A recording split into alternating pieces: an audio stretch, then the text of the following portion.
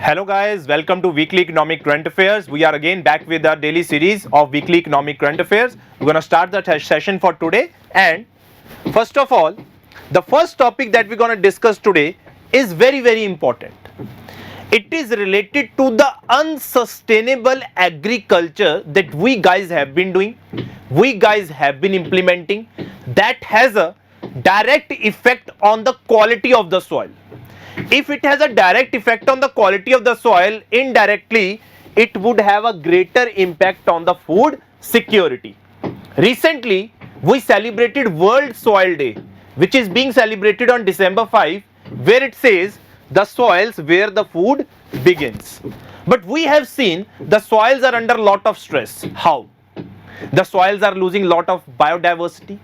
They are losing lot of soil organic matter, they are losing lot of nutrients, they are facing the problem of soil erosion due to activities like erosion, deforestation, which is in fact aggravating the whole problem of अगर हम बात कर रहे हैं soil degradation की. So, how do we counter this? What is India's strategy towards conservation of soil biodiversity?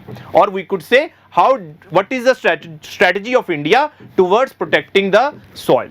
Let's try to see. In relation to this, India has adopted a 5-pronged strategy for soil conservation. What are those basic 5 principles?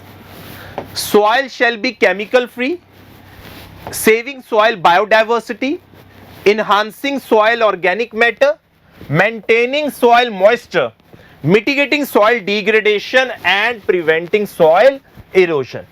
These are the 5 strategies on which basically India is working towards soil conservation. Now, there have been a lot of schemes that have been launched by the government of India as well. As we know, there is over usage of fertilizers and pesticides. As a result, our soil quality is getting degraded. In order to protect it, a scheme was launched by the name of Soil Health Card Scheme. In order to allocate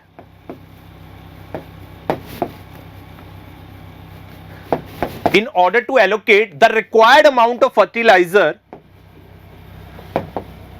to a particular soil,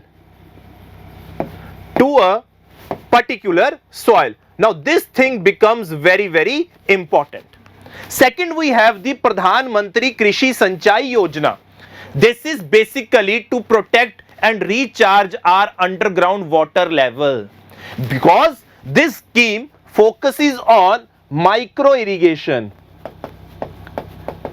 It has 2 components under it: har khet ko pani and per drop more crop. It tries to focus more on irrigation practices like drip irrigation, sprinkler irrigation, that would help and aid in protecting the underground recharge, or we could say protecting the underground water level. The third mission, National Mission for Sustainable Agriculture, is very important, because this mission tries to focus on organic farming and natural farming. Along with this, Food Agriculture Organization, it is helping the vulnerable states to adopt certain practices that are climate resilient and in line with sustainable agriculture. Let's see those target states. The FAO works in 8 target states, namely Madhya Pradesh, Mizoram, Odisha, Rajasthan, Uttarakhand, Chhattisgarh, Haryana, and Punjab, for boosting crop diversification and landscape level planning. This thing is very important that we guys shall understand, right? So this was one of the news, very important, related to soil conservation. Now this is a very important thing that has been recently in the news, that is India-Australia Free Trade Pact to be effective from December 29. Now there are certain restrictions that have been lifted by both India and Australia in relation to the duties or the tariffs that would be imposed on the respective goods, whether it are the Indian goods, whether those are the Australian goods. What are the advantages of FTA? Let's try to discuss. If I talk about advantages of FTA, first is it brings us cheaper raw material. हमारा जो raw material है that becomes cheap, that we can import, let's say from Australia. As a result, our products that would be manufactured in India would become competitive in the market because the cost of raw material has now decreased. Second thing, as we would be exporting to Australia, our exports would get cheaper and also will become competitive in the Australian market. In Australian market, they would become competitive. Very, very important to understand. And third, it augurs well for our future Indo-Australia ties, which are a part of the grouping, that is the Quad group, which tries to maintain its focus in the Indo-Pacific region. Now, these are the significant advantages that we with Australia can have if we signed or implement this basic free trade agreement. Let's try to come back to this statement. India Australia का जो trade agreement है उसका एक नाम है, that is economic cooperation and trade agreement. It has a certain name by the name of economic cooperation and trade agreement. India will provide zero duty market access, very important, to 85% of Australian goods such as wool, sheep, meat, coal and identified metals on the first day of implementation, increasing it to 91% in 10 years. While Australia will provide zero duty access to 100% of Indian goods in the next 5 years. India आने वाले 10 साल तक 91% goods को free tariff provide करेगी और वो जो Australia है वो 100% इंडियन गुड्स को जीरो ड्यूटी एक्सेस प्रोवाइड करेगी. Now here comes a very important thing. What are the various levels of economic integration? This thing we need to understand. Various levels of economic integration. It starts with free trade agreement that we just discussed. Then it goes to custom union. Then we have the common market. Then we have, let's say, economic union. These are the various levels of economic integration. As I move from here to here, level of integration increases.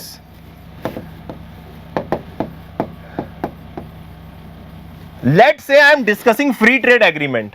So there are certain, we could say, removal of tariffs.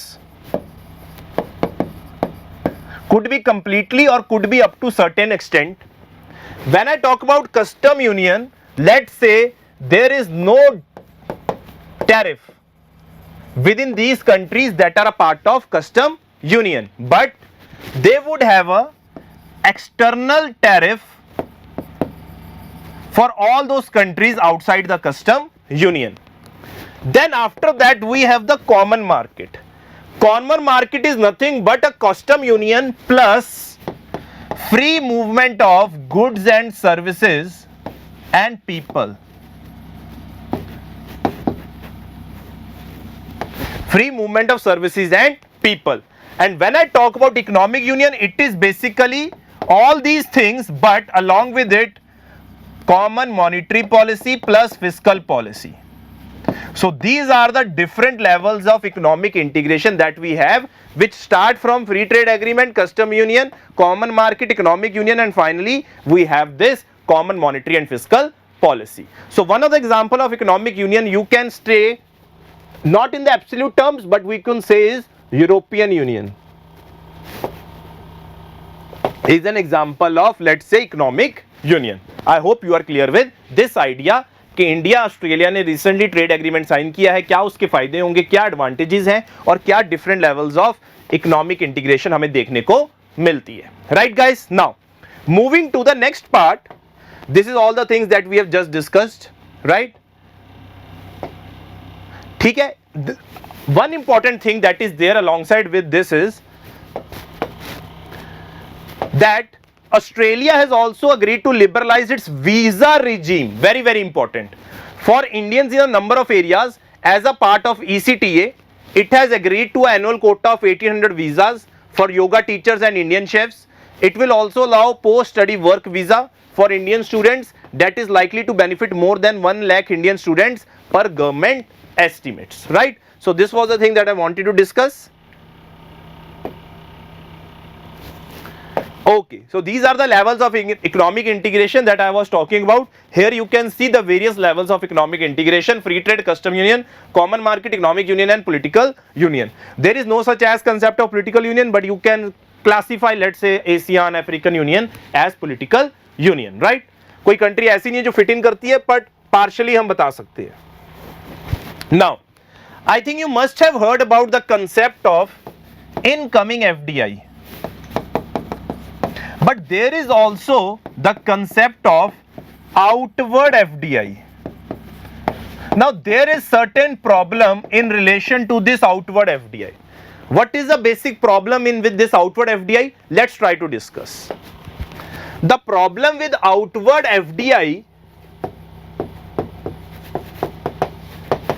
is basically it is our money going out from India to basically those countries which are tax haven, where there is no tax or minimally interest, or we could say tax rate. As a result, money then becomes accounted for and is routed back into our country, let's say as FDI, or in real estate, or in construction business. This is nothing but the concept of round tripping. One of the reasons why countries round trip their money is that they don't want to pay heavy taxes in their own country because of the system of the taxation that is there in one country, that it wants to send up money to another country which is possibly a tax haven where there is a very low tax rate. As a result, entities route their money through their tax haven and bring it back to their respective host countries. Now, it has a direct influence on the revenue loss of the country. Very very important. इसका direct impact कहां पे है? Revenue loss है इस country की. इस country के ऊपर रेवेन्यू लॉस डायरेक्ट हो रहा है, जिसकी वजह से बहुत बड़ी समस्या क्रिएट हो रही है. नाउ अब इस चीज को सॉल्व कैसे किया जाए?